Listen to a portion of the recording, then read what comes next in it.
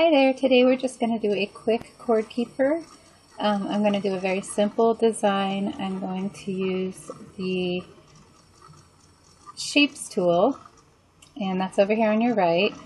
And before I do that though, anytime that you use the shapes tool, it's really easy and really fun, but it doesn't lock in. So if you do all the work and then you don't resize your square, your canvas first, your stuff is going to stick out and you have to go in and resize each piece, and it's kind of a pain. So before you add any shapes to anything, hit resize image and make it where it will fit into your machine. Mine is 95 by 95 because I have a 4x4 hoop. Alrighty, so let's just jump right in now. We've already resized. Let's make a quick rectangle.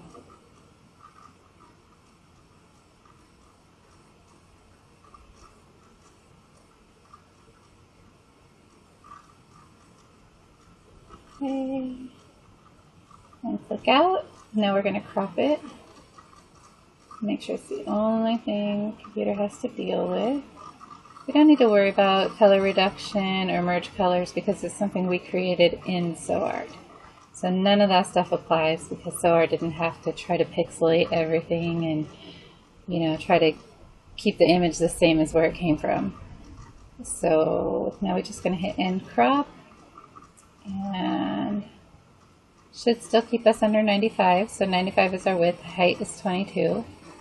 Click OK, and so we can skip all that other work and go straight to the sewing image.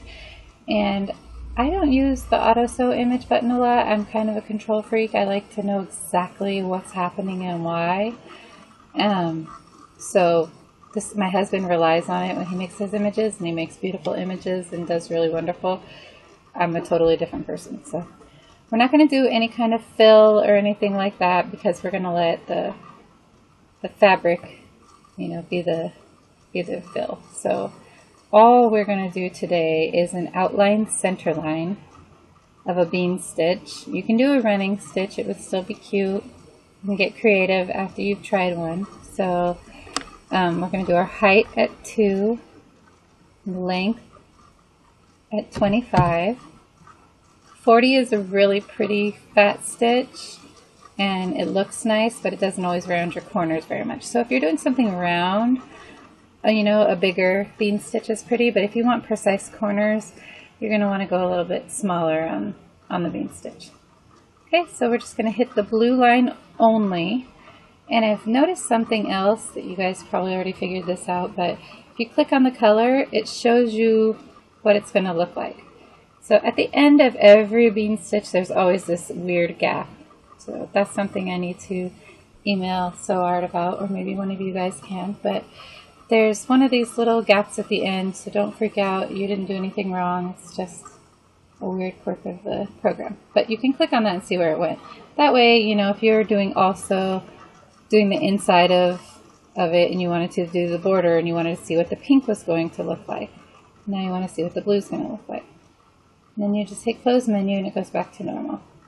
I'm going to delete the pink because I don't want it to do that. Okay, so this is very simple.